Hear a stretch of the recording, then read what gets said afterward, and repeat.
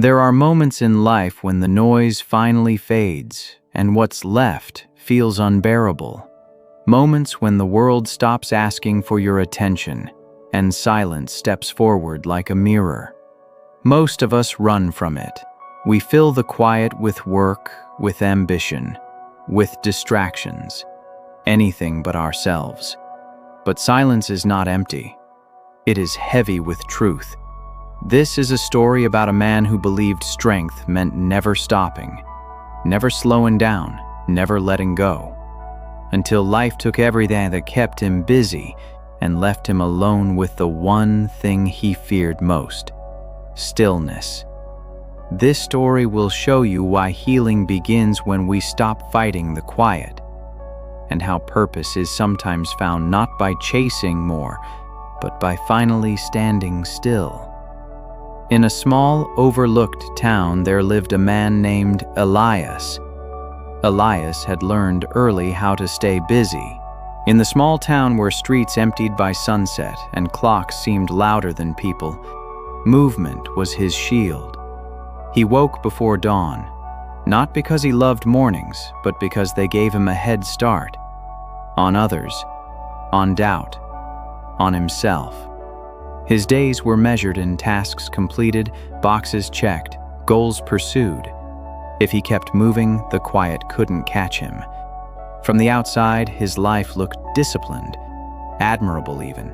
He worked hard. He spoke little. He wasted nothing, not time, not energy, not emotion. People described him as focused, reliable, strong, but strength, as Elias understood it, meant control. And control required motion. His home was tidy, almost sterile. No photographs on the walls, no music playing in the background. Even his furniture seemed arranged to avoid lingering. He slept lightly, always ready for the next morning, the next objective. Stillness made him restless. Silence made his chest tighten for reasons he couldn't explain. So he filled every gap. If work ended early, he found something else to do. If the evening grew quiet, he turned on the television, not to watch, but to avoid hearing his own thoughts. If exhaustion whispered that he should rest, he answered with discipline and kept going. Elias believed this was maturity. He believed this was courage. He told himself that slowing down was indulgent. That reflection was for people who had time to waste.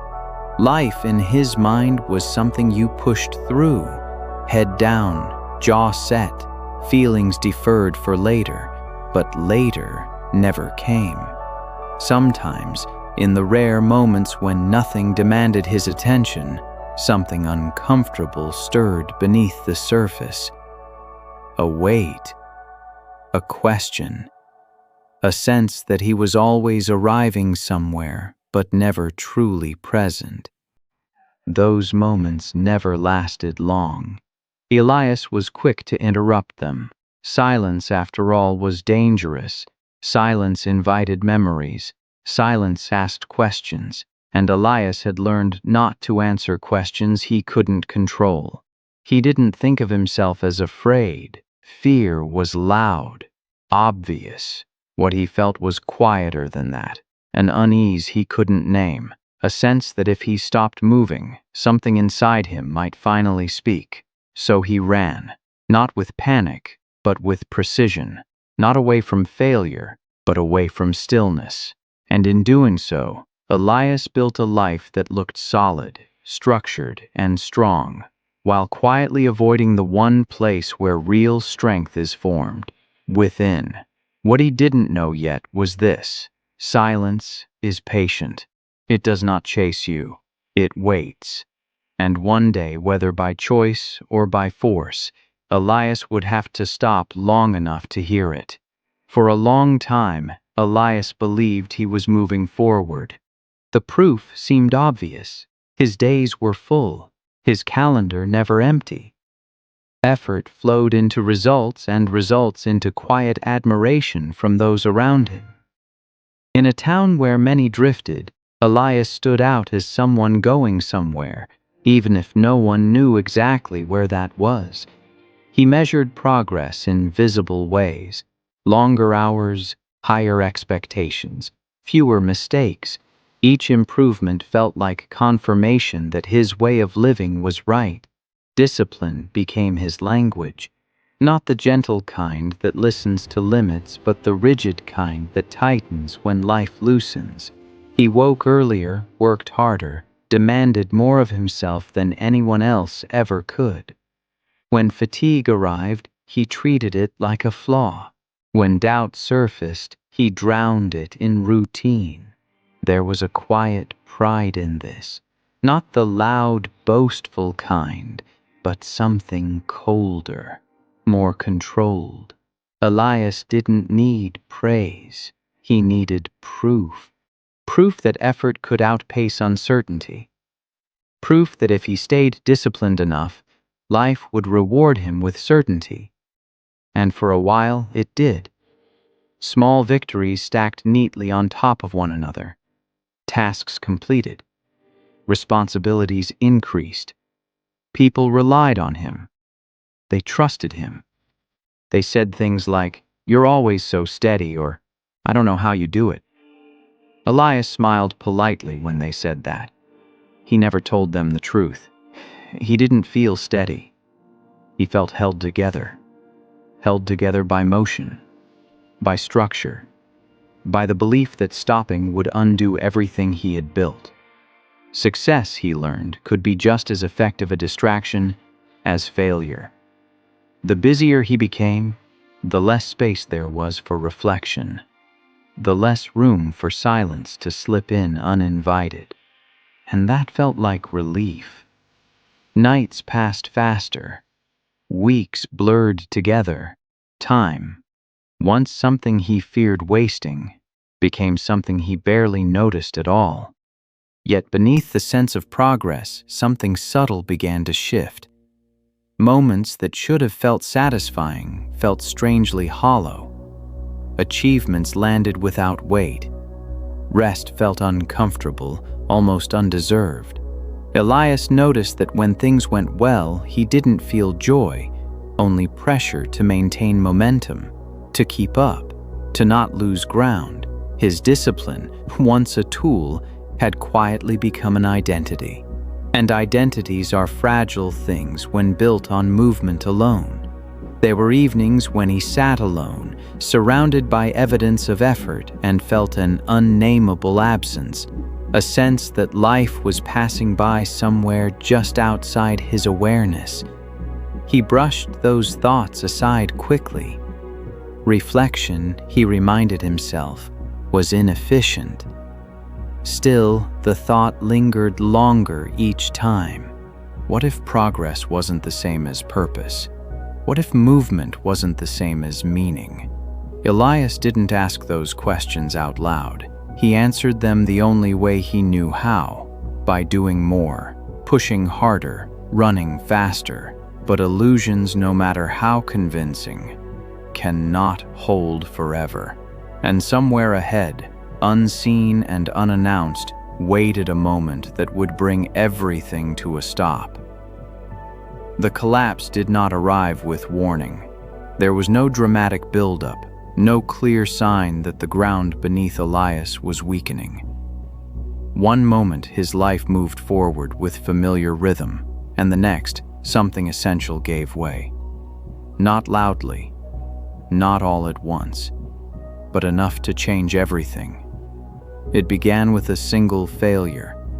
A decision he had made with confidence unraveled in ways he hadn't anticipated. The outcome wasn't just disappointing, it was irreversible. What he had invested time, trust, and identity into slipped beyond repair. Explanations were offered, circumstances were blamed, but none of it restored what was lost. For the first time in a long while, effort did not equal results. Elias tried to respond the way he always had, by working harder, tightening control, doubling down on discipline. But this time, the familiar tools failed him. No amount of structure could undo what had already happened. No amount of focus could bring back what was gone. The loss spread quietly through his life. Plans were canceled, responsibilities shifted. People who once relied on him no longer needed his steadiness. Some drifted away without cruelty, others without explanation. The silence they left behind felt heavier than any confrontation ever could. Elias told himself this was temporary, a setback, a test, but deep down, something else stirred, something colder and more unsettling. A question he had avoided for years now stood directly in front of him. Who am I when I can't keep moving forward? Without his usual momentum, days stretched uncomfortably long. Mornings arrived without urgency. Evenings came without relief. The routines that once gave him purpose now felt mechanical, stripped of meaning. And in the quiet that followed the collapse, something unexpected happened. The noise faded. Not just the external noise of obligations and expectations, but the internal noise of constant striving. For the first time, Elias had no clear direction to run toward, no immediate problem to solve, no proof of progress to chase. Silence stepped in where motion once lived. It was not peaceful, it was confrontational. Memories surfaced uninvited. Regrets, old emotions he had labeled unnecessary and buried under years of productivity. He felt them now, not sharply, but persistently. Like a dull ache he could no longer ignore. The loss had cracked something open. Elias realized then that his discipline had protected him from chaos, but it had also shielded him from himself. And now, without that shield, he felt exposed, unprepared, human. Failure, he learned, does not just take things away. It reveals what remains. And what remained for Elias was a life suddenly quieter than he knew how to handle. He stood in the aftermath of collapse, unsure of his next move, staring into a silence he had spent years outrunning. For the first time, stillness was not a choice. It was all that was left. Elias refused to believe that this was where the story ended. Failure in his mind was something you corrected, not something you accepted, so he did what he had always done when life became uncomfortable.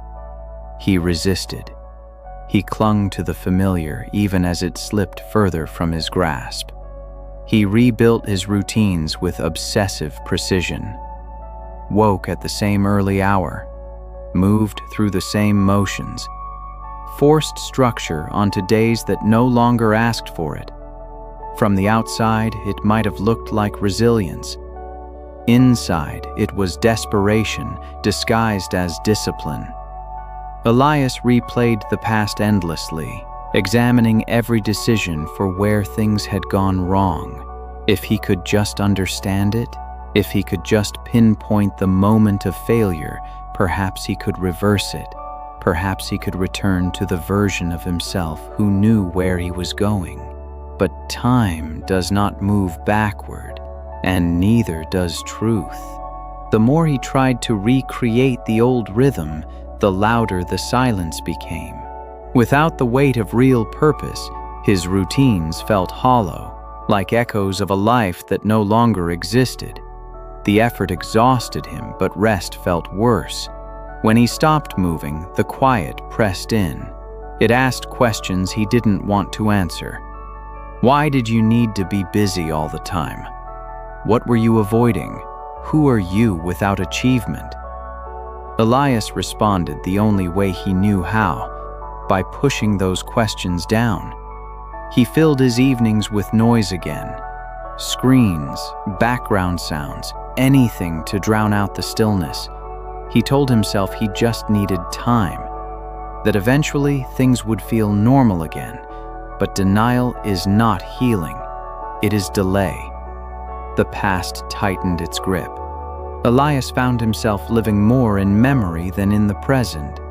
He measured each day against what used to be, not what was. Every reminder of loss felt like a personal failure.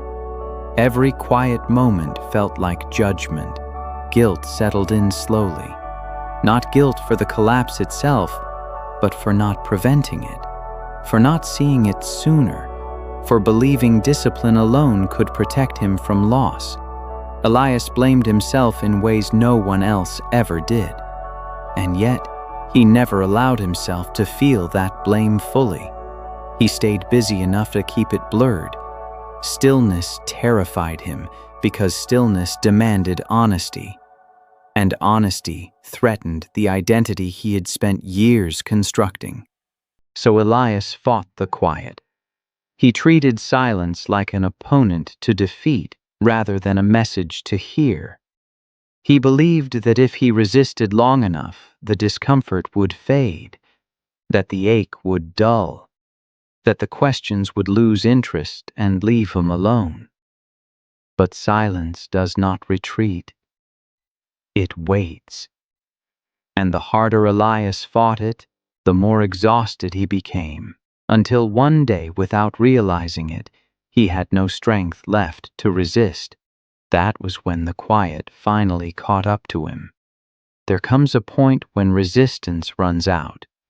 For Elias, it arrived quietly, without drama, without collapse, without even a clear moment to mark it. One morning, he simply didn't get up right away. The alarm rang as it always had, but this time he let it continue.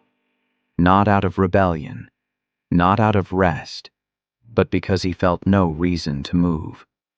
The room was still.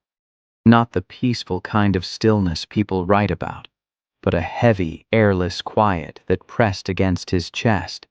The kind that makes time feel slower and thoughts feel louder. Elias lay there, staring at the ceiling, feeling something unfamiliar and unsettling. Emptiness. The routines had lost their power.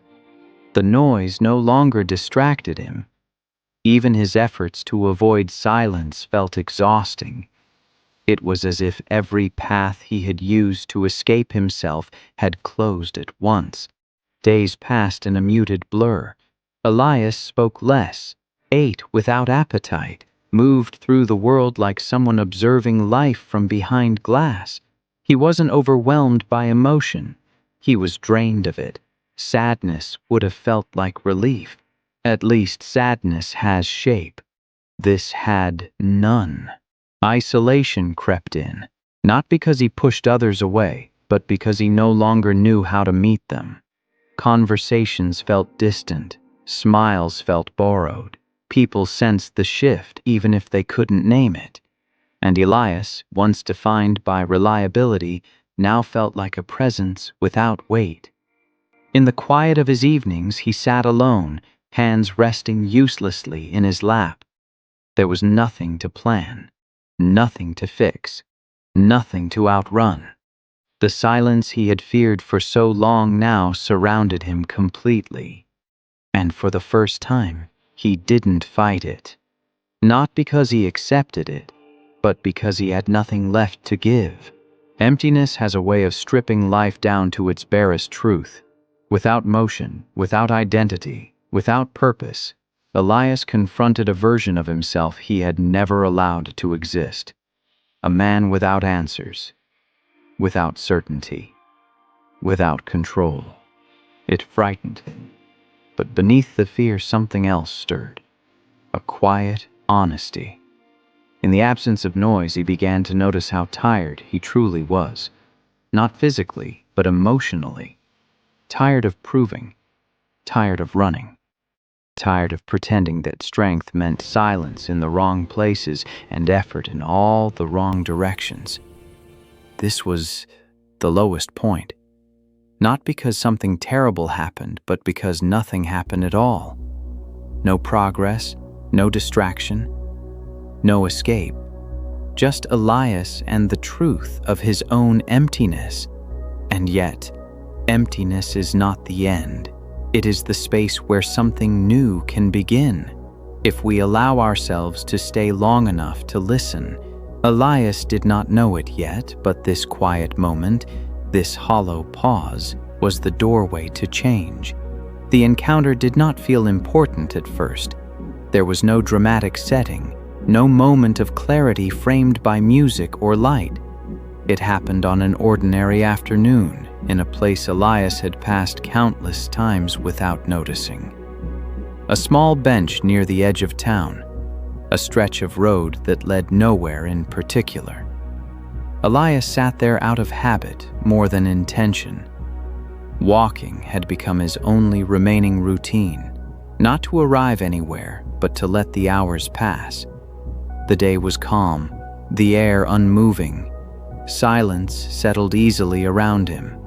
That was when he noticed the old man. He sat a short distance away, feeding small birds from the palm of his hand. He moved slowly, patiently, as if time had agreed to follow his pace. The birds came and went without fear. Elias watched without thinking, drawn to the stillness of the scene. After a while, the man spoke, not looking at Elias, not expecting an answer. "You don't look lost," he said. "You look tired." The words landed gently, but they struck something deep. Elias had grown used to being unseen, to carrying his exhaustion quietly. He nodded once, unsure why honesty felt easier in the presence of a stranger. They sat together without conversation for several minutes.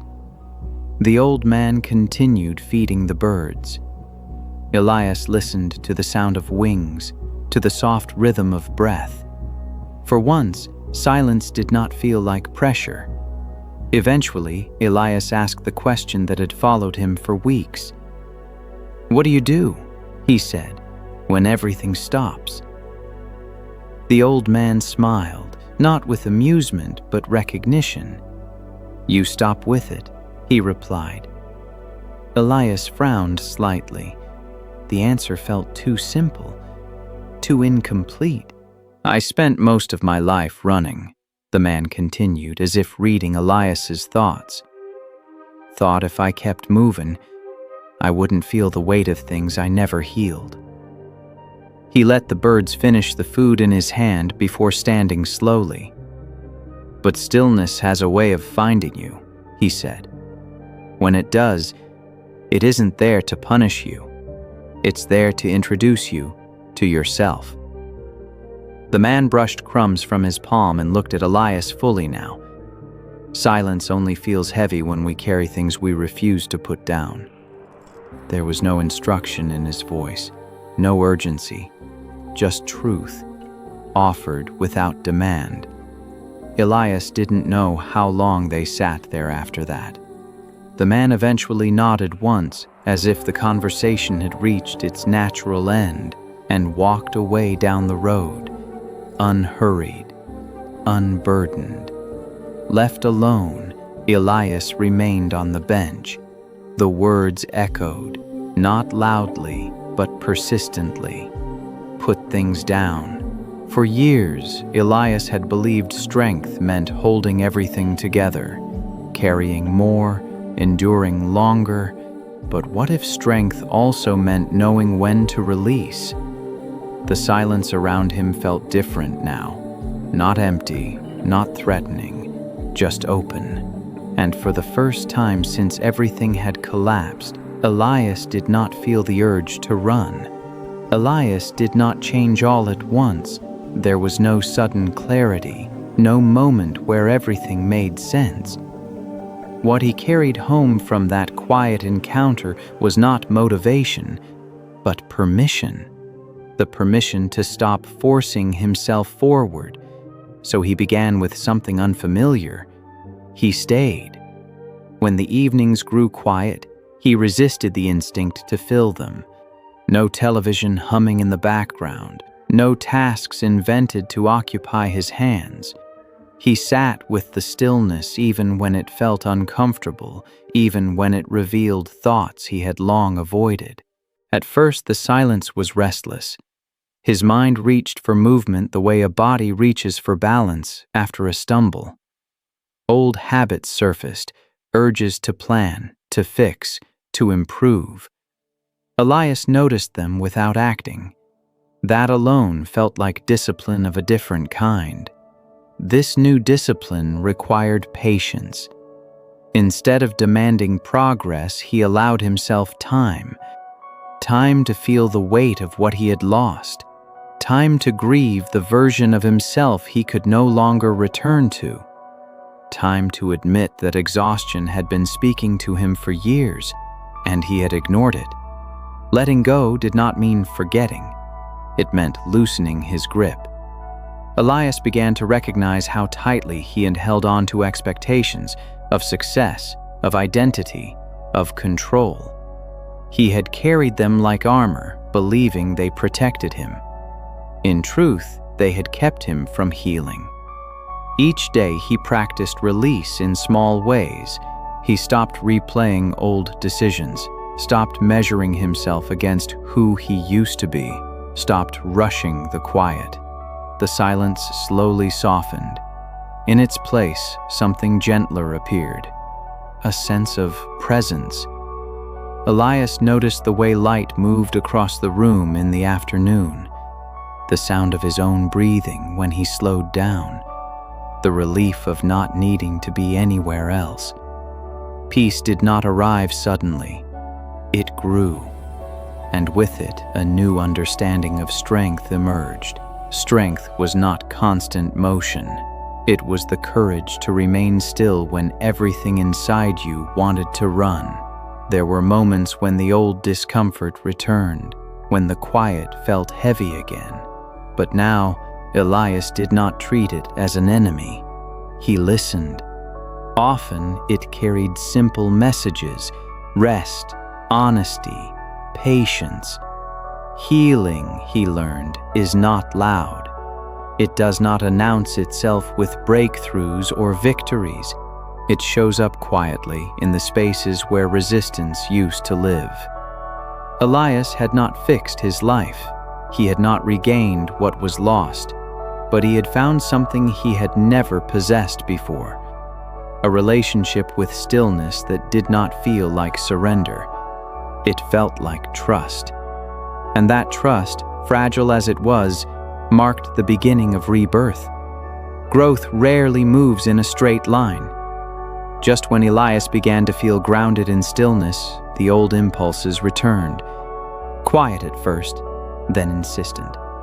Familiar thoughts whispered that he was falling behind, that peace was a pause, not a destination, that if he stayed too long in this calm, he might lose something important.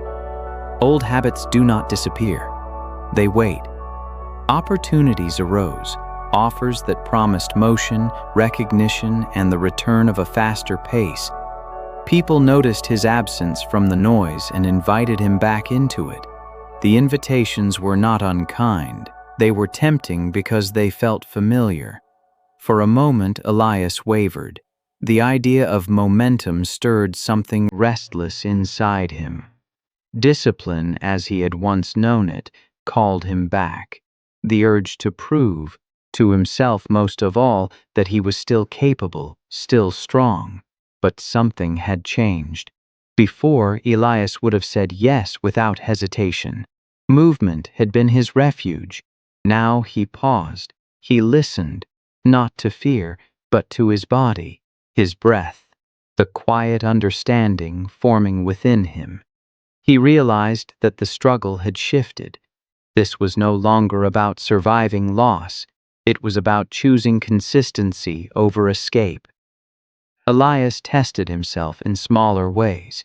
He noticed how quickly he wanted to fill silence after a long day, how easily he reached for old patterns when discomfort surfaced. Each time he gently returned to stillness.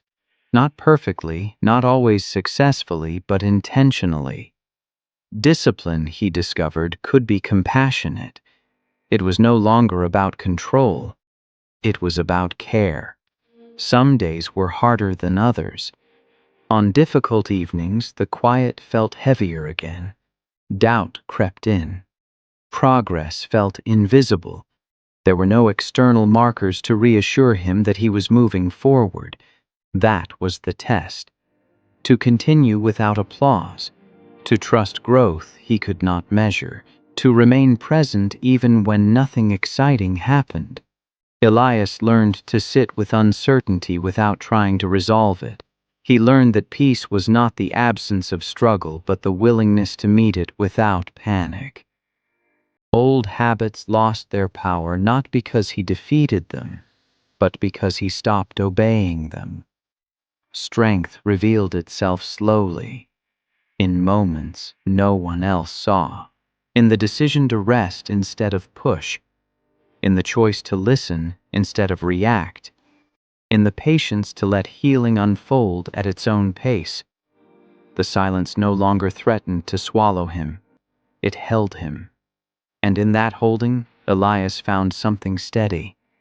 Not the rigid steadiness of his past, but a living, breathing resilience built on trust rather than force. The change in Elias's life was subtle. There were no announcements, no visible markers of transformation. If someone had asked him what had changed, he might have struggled to explain it in words, but he felt it in the way his days unfolded. Calmer, lighter, no longer urgent. He still woke early, but not to outrun the day. He still worked, but without attaching his worth to output. He still moved through life with intention, but now, intention came from alignment, not pressure. For the first time, Elias felt present.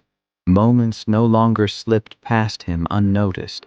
He felt the weight of a cup in his hands, the rhythm of his steps on quiet streets, the ease of breathing when nothing demanded his attention. Silence, once something to endure, had become a companion. And with that companionship came purpose.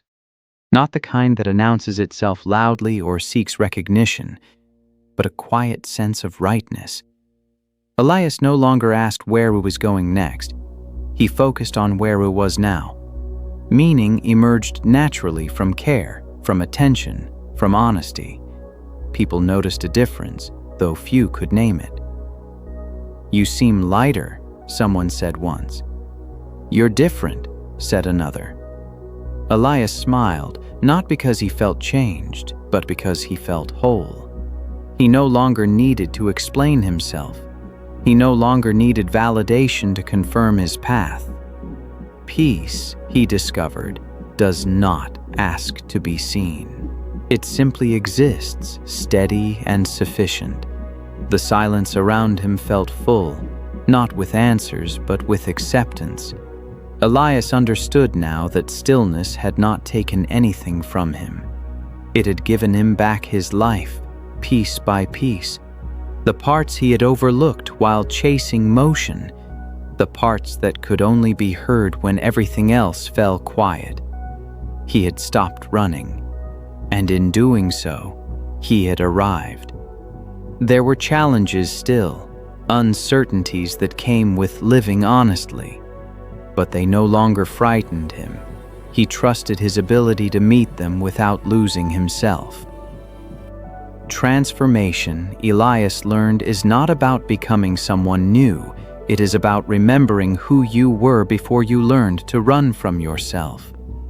In the quiet of his days, Elias found strength that did not require effort, purpose that did not demand sacrifice, and peace that did not depend on approval. It was enough. There will come a moment in your life when the noise fades, not because you planned it, but because life in its quiet wisdom removes what once kept you distracted. In that moment, silence will feel unfamiliar, heavy, maybe even frightening, and your first instinct will be to run. This story exists to remind you that you don't have to. Elias's journey was never about losing everything. It was about discovering what remained when everything unnecessary fell away. Like him, Many of us mistake motion for meaning. We believe discipline must always hurt, that strength means enduring without listening, that purpose is something we chase rather than something we align with. But silence teaches differently. It shows us that healing begins when we stop resisting our own presence, that letting go is not weakness, it is wisdom. That failure is not the opposite of strength, but the doorway to a deeper kind of resilience. Silence teaches patience. Not the patience that waits for reward, but the patience that allows life to unfold without force. It teaches courage, the courage to sit with uncertainty, to face the parts of ourselves we've kept busy avoiding, to stay when everything inside us urges escape. It teaches discipline, not as control, but as care, the daily choice to listen, to rest, to remain honest even when progress feels invisible. It teaches self-worth, not as something earned through achievement, but as something inherent, present even in stillness, even in failure. And most of all, silence teaches purpose, not as a destination, but as a way of being, a quiet alignment between who you are and how you live. If you are in a season where things feel empty, know this: emptiness is not the end. It is space, space for healing, space for transformation, space for rebirth. You don't need to rush through it. You don't need to fill it with noise. Stay. Let the quiet speak. Because when you stop running from silence, you may discover what Elias did, that peace was never waiting at the finish line. It was waiting where you already are. If this story resonated with you, carry it gently. Share it with someone who needs permission to slow down.